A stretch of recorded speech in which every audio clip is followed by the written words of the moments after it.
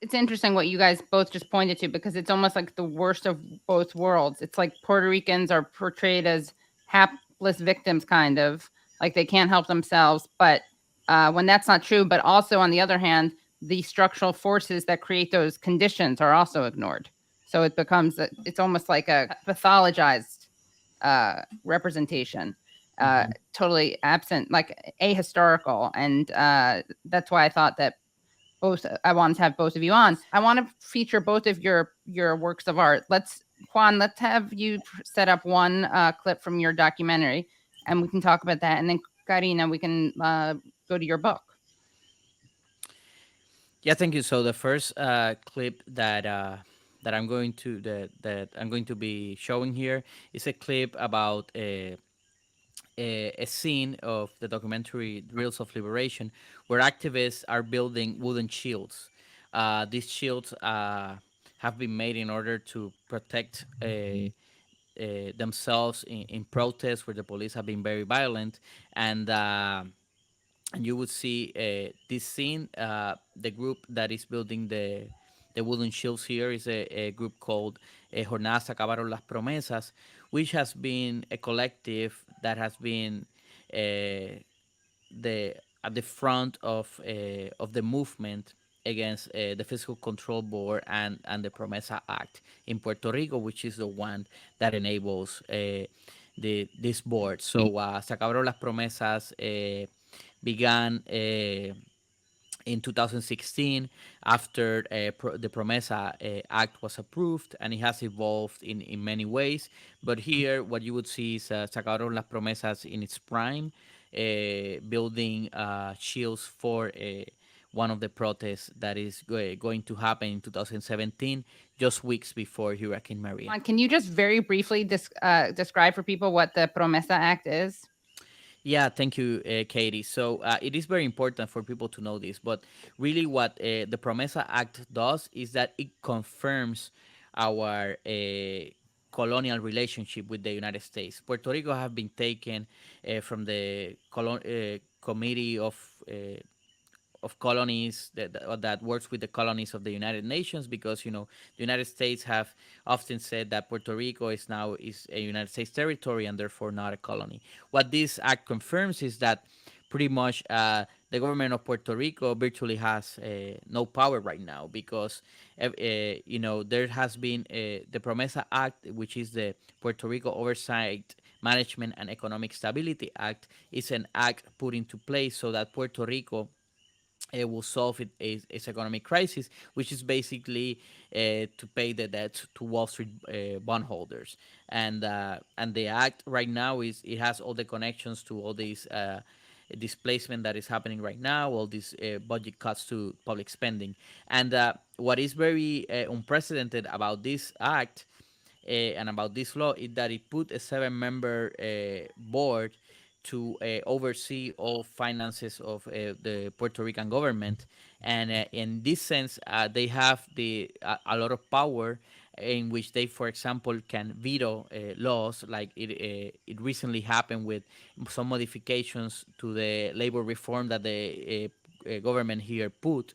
And voted, and even the governor signed and approved, but that the Fiscal Control Board said that that was not, that they do not approve that, and then they went into the courts, and the judge Taylor Swain, made her decision in favor of what the Fiscal Control Board was saying.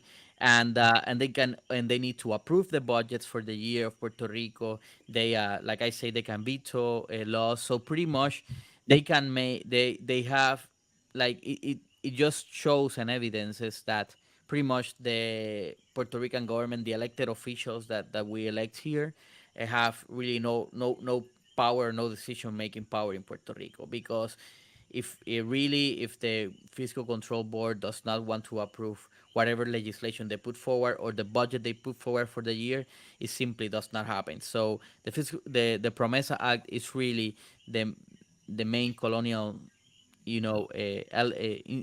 system right now in place in Puerto Rico, that Puerto Ricans should be fighting for. against Again. against. So let's go to that clip.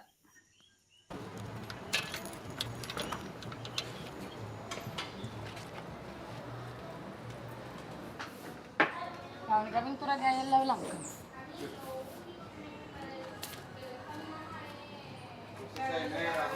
O roja, ¿no?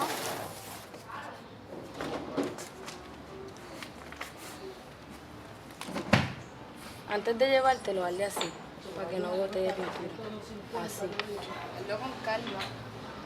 Mira, esto no debe pasar. Hazlo con calma.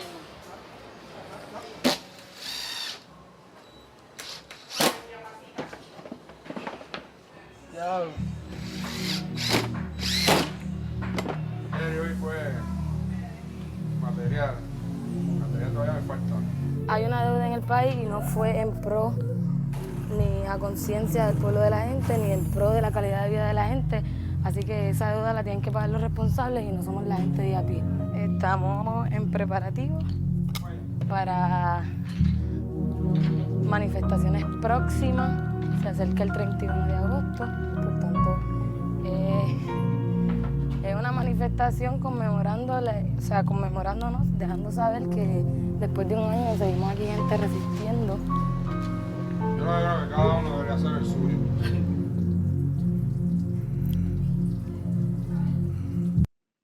Let's show another clip from your film, unless there's something you want to say reacting to that. Should we watch them together, or?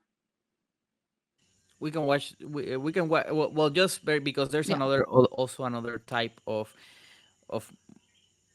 movement against this austerity policies, and it has been the teachers movement, the Federation of Teachers of Puerto Rico. You know, I said that the Jornadas Sacados son las Promesas have been on the front of it, but you know there has been all these other organizations that have been taking on very specific struggles against PROMESA.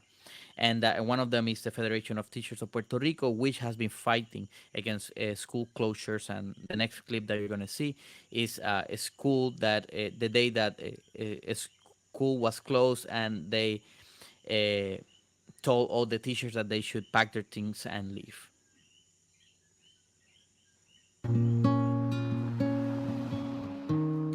De vuelta a la zona metropolitana, regresé a Dorado, al barrio Mameyal, donde justo antes del inicio de clases, el Departamento de Educación ordenó el desalojo de la escuela Luis Muñoz Rivera y reubicó sus estudiantes en la escuela Jacinto López Martínez. Estoy canalizando fondos federales para aumentar su salario. Can you explain, by the way, who this woman is, who we're going to hear from? This is Julia Kelleher, who is showed earlier in the documentary. She was the Secretary of Education of Puerto Rico, an American person, so it wasn't a Puerto Rican person that was heading the education department during the Ricardo Rosselló administration first 2 years, which was the government that was ousted here in Puerto Rico, and she's the one that closed that executed this project of closing the schools in Puerto Rico in order to cut public spending, and they closed hundreds of schools while she was they closed hundreds of schools during her tenure, and it has been the largest school closings in the history of Puerto Rico. And she was actually later indicted for corruption charges. Yeah. De otra manera, voluntariamente, si ellos quieren. Lo que estoy haciendo con de no despedir a nadie, lo que no entiendo es que por qué tenemos que pelear. Estoy haciendo todo lo que está a mi alcance para velar por sus intereses, y lo hago porque es correcto. Juana Maimí será una de las maestras desplazadas este otoño de 2018. Este era el salón de kinder, tiene hasta sus baños, y el salón de kinder de la otra escuela no tiene baños. Yeah, and that whole scene is very moving, where that teacher is very upset about the school closing. Yeah, absolutely. I just want to say that scene, when I saw it, when Juan Carlos had, I think you were showing it. What was that theater? Juan, in the city. Cinema Village in New York. Cinema Village. When I saw that scene, I cried so hard because I work in a school and I know what it's like. And when you have young students, you need to have a bathroom in a salon in the classroom. It makes it easier. And she had such a spacious classroom, and it was plentiful. And then to lose that and have a smaller classroom with less resources is heartbreaking.